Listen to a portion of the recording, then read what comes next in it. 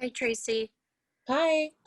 Ben, would you put the image up of Traci's work while we're talking about it, Ben? Sure. I'm going to go ahead and do that right now. Okay. So this piece is done in charcoal, correct? Yes. Yeah.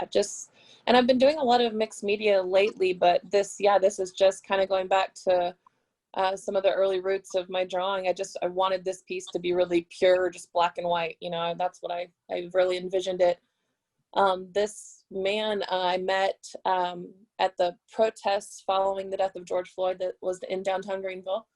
And I saw him, I saw this shirt he was wearing, and he just, like, how sometimes you see the whole piece start to finish. You just want to, I didn't know him, but we struck up a conversation. I asked him if I could photograph him, and I showed him a little bit of my work, on my phone, and just said, I really just feel really inspired. I'd love to do this portrait of you and kind of chronicle this moment that we're sharing here at this protest. And he was awesome. It was a really nice conversation, but that's where the idea came from. And I kind of just saw in my head exactly what I wanted it to look like. It's beautiful. Thank you. I don't know on the screen if we can see the detail, but it's insane. Like that it's charcoal. So, I've seen your work, and I see definitely the direction you go in. As an artist, what role do you feel like art has in society, and personally, how do you seek to foster that role? Oh, that's a really good question. I think that artists have a unique position in this way. I think that one of the jobs that artists have had throughout history is just to chronicle the moment, to kind of tell the story of what's happening in the world, and in particular within our orbit, and now with everything so globalized, it's such an interesting perspective that we're paying attention to a lot more, on a larger scale than ever before. And while it can get overwhelming at times, I think that part of how we make sense of things is to work those themes and the conversations that are happening into our work. And I think we have a really important job, I think, as visual storytellers, to participate in the dialogue and to create authentic conversation and connection. I think each of us has a unique perspective we bring with our own life experiences and our own perspectives.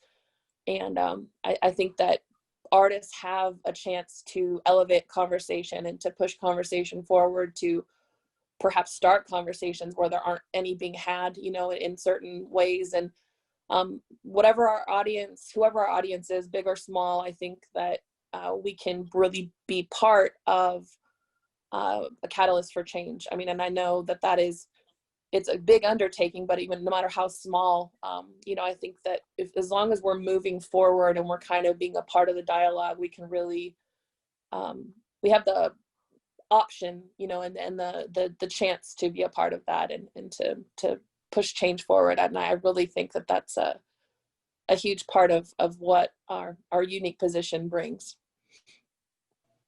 Do you want me to go ahead with my question, guys? Yes. So you're white and identify as a woman. You've chosen to represent people of color in your work. Can you tell us about that decision and how you consider that responsibility in making the work? Absolutely. Yeah.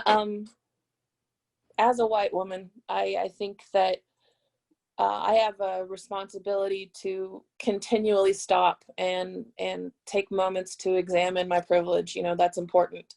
I realize the importance of that now more than ever. And in the process of stopping and reflecting and listening, I can find these little ways of using the voice that I have, from my perspective. It's hard to, find that place sometimes.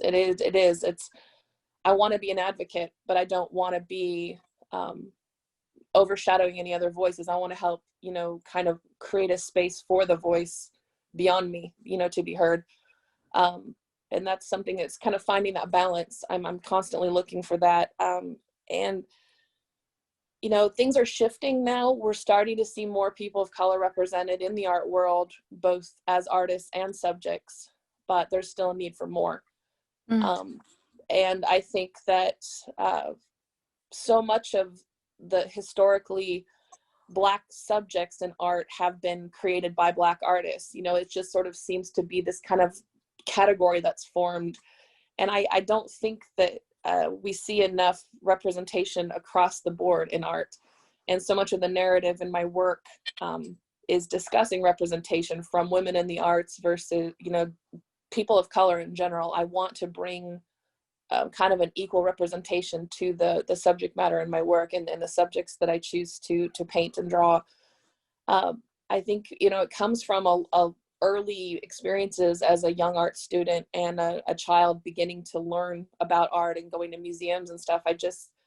You see a lot of work by white men exploring, you know, and mostly the subjects were young white women of, you know, a certain body type and age, you know, like it just, it dominated the subject matter of art for so long. I think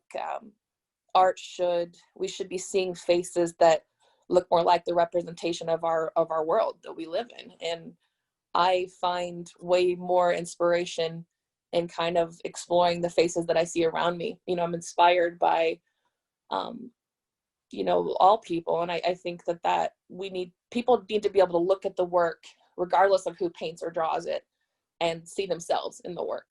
I think if art becomes more personal that way, people feel seen. You know, it's important that I make people feel seen and that they understand that this work is for everyone. This work is for them too. You know, it's supposed to connect with a wider audience, you know, than what, and I think really the root of it does go back to, wow, all I see is paintings by men and, you know, these white women, and like, well, that doesn't look like the world around me. Let's what can I do, you know, to further the conversation on subject matter in art as well. You know, I want to see more people represented. Yeah. Well, and I want to say that I think I see this as a very thoughtful and empowering portrait, and your thoughtfulness and your intention comes across. I'm so glad to hear that. Thank you. But I do think that that's important for artists to hear that, Mm-hmm.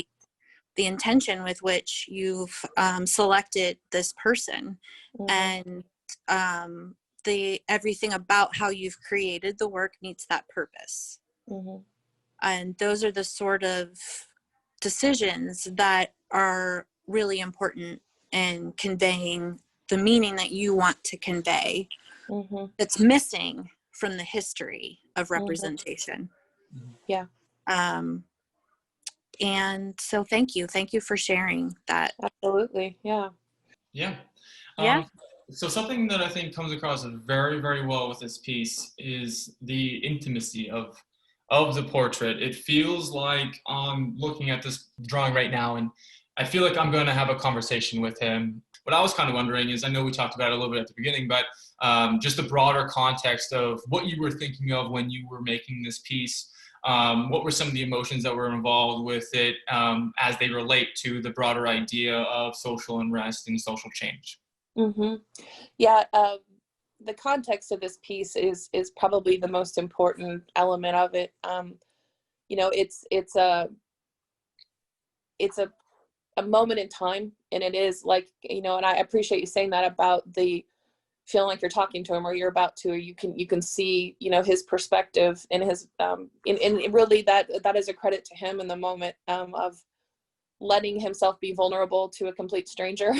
And honestly, the moment, I feel like, you know, it was a really authentic moment of connection that we had in that moment when we were talking about, he's a photographer himself, he had a camera around his neck, and so he realized, as one artist speaking to another, that he understood where I was coming from, you know, by, you know, approaching him and saying, you know, can I create this? This is, you know, I'm inspired, you know, and he, you know, in being vulnerable, he really has that sort of gentleness in the look. And I think that it was very much a collaboration, you know, in that moment, and capturing that, the emotion of the moment was important to me too. I think that's going back to the simplicity of choosing to keep this just a pure charcoal, simplistic kind of portrait.